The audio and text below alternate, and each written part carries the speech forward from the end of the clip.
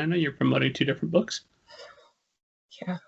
And I assume your personal life has been kind enough to completely go on pause while that's happening. Oh yeah, absolutely. That's what happens, right? Like, No one other than your publicist needs you for anything. yeah, no, man, I homeschool, so this has been an adventure. You're homeschooling the whole time you're doing this. Yep. Yes, I am. Yep. How old are, if you don't mind me asking, how old are your kids? I just have one. He's 13 now. I wrote this book for him actually when he was 11. Oh. And yeah. Yeah, so he's a fun age to homeschool because he likes to learn stuff on his own. And basically when I was a kid, all I wanted was to be homeschooled, and my mom was like, no, because she had 3 kids and she wanted us out of her hair all day, I assume.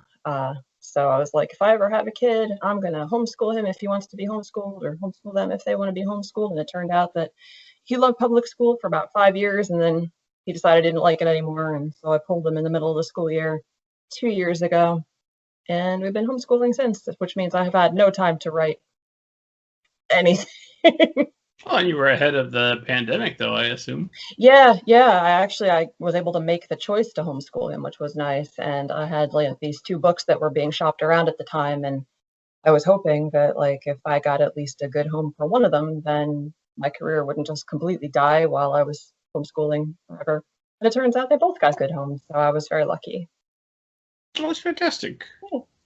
I mean, you're a full-time writer now, right? Full-time writer / homeschool teacher / mom / all the 50 other hats we're all wearing.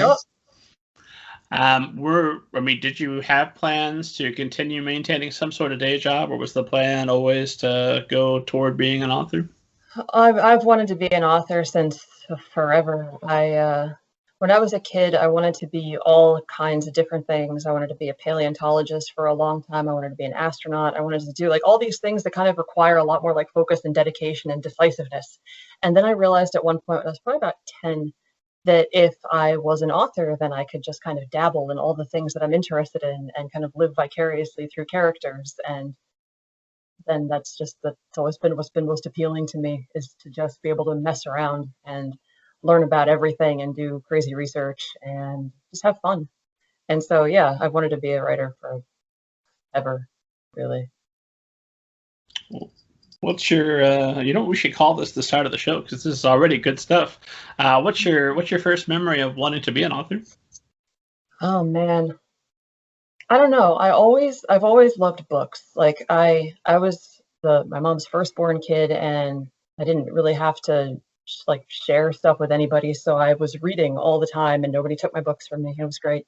And so I basically learned how to read when I was 2, and just have been reading nonstop ever since. And I always, like I said, from when I was about 10, I knew I wanted to write. But then when I was about 12, my dad brought back from a used bookstore a couple of copies of the year's best fantasy and horror anthologies by Ellen Datlow and Terry Windling, and just handed them to me without looking through them or vetting them in any way to see if they were remotely appropriate for a 12-year-old. And so I read those, and they just blew my mind. I mean, not only was there just a lot more, adult content than I was used to reading, but those were what let me know what I wanted to write, that I wanted to write speculative fiction. And I just went and found all the rest of those and went through my dad had an old like golden age science fiction collection, like Bester and Heinlein and all those guys, and Asimov. And I read through like this entire closet shelf of books, and it was just amazing. Like when I was in 4th grade, we had to do a preview Reddit diorama book report, and I did mine on The Star's My Destination by Alfred Bester in Lego. And my teacher had no idea what book that was, and it was okay because I enjoyed it. So I've always been like into science fiction and fantasy, and so that was kind of a no-brainer for me, that's what I wanted to write. And I started seriously trying to publish when I was like 13, 14 years old, like back in the day when you'd have to like get a self-addressed stamped envelope and send it out and get the guidelines back in the mail. And I had like my copy of Writer's Market and my stack of self-addressed stamped envelopes. And I was actually getting personalized rejections from pro markets when I was 13, and that was just beginner's luck, just absolute beginner's luck. And I still don't know why that happened. It shouldn't have. Writing your furry letter, I am 13 and No, adult. I didn't. You should I really did not. encourage me. No, I didn't. I was like, and I didn't even know at the time that it was like, I was just bummed because I was getting rejections, and then I kept them. And I went back and looked at them like in my early 20s. I was like, oh my God, those are personalized rejections. Were you still getting those in your 20s? Sometimes. Sometimes my beginner's luck had worn off by then. Hi there, esteemed audience. My guest is Nicole Kornher-Stace. I'm saying that right? Mm-hmm. Author of JILLIAN versus Parasite Planet, which is available July in mid-July of 2021. We were discussing before. We think possibly July 20th, but it sounds like it's a little bit in flux. But check her website. It's probably available right now. It's available for pre-order right now. That is true. Oh, perfect. Yeah, but in terms of actual release date, it's anywhere between the 13th and the 20th, depending on who I ask. Does that cause stress at all, or is it just par for the course? It's par for the course, honestly. I mean, I've been so busy promoting my adult novel that just came out that I'm just like, this is completely snuck up on me. I was like, oh, I've got to start doing promotion for JILLIAN now. But I've definitely had before where, like, I had the first book of mine that anyone's ever heard of, which is not even actually my first book, is 2015, my YA debut, ARCHIVIST WASP. That book was supposed to come out in May, but Amazon just kind of released it a month early for whatever reason, and I didn't know until people were like, hey, my copy of your book showed up, and I was like, Amazon, oh, okay. Unilaterally did that without input from your publisher? I guess. I don't know. I honestly don't know what happened.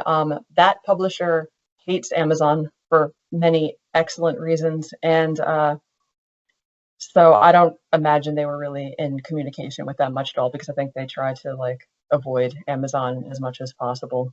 But so that was a surprise. So this, I mean, the fact that this is just like a week. I mean, everything's been weird. Like my book that just came out in May, FIREBREAK, that was supposed to have come out last year. And so I was all prepared for it to come out last year. And then they had all kinds of issues at the publisher, and there was a pandemic, and it got pushed back. It was actually supposed to get pushed back until sort of around next week, actually. It was supposed to come out. And then at one point, they emailed me and they're like, hey, how about May? Yeah, okay, sure, let's do it in May instead. And so I'm used to this all just being completely in flux, honestly. So a week difference does not bother me. You must you just roll with the punches, and it's you're just completely used to it at this point. I mean, I work in publishing, man. I have to. That sounds like it. And for the record, we here at Middle Grade Ninja adore Amazon. We think they are the finest and greatest company ever. We hope they continue to list my books prominently. We think Jeff Bezos shouldn't pay taxes and use that money to go to space. Why not?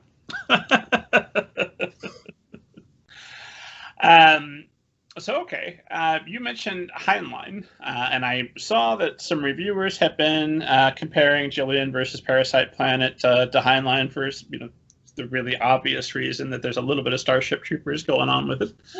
Yeah. Were you a Heinlein fan?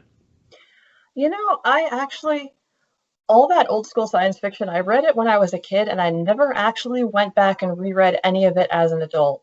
But I'm sure that all of it just kind of has sort of taken root in my brain subconsciously, and it all kind of informs probably everything that I do.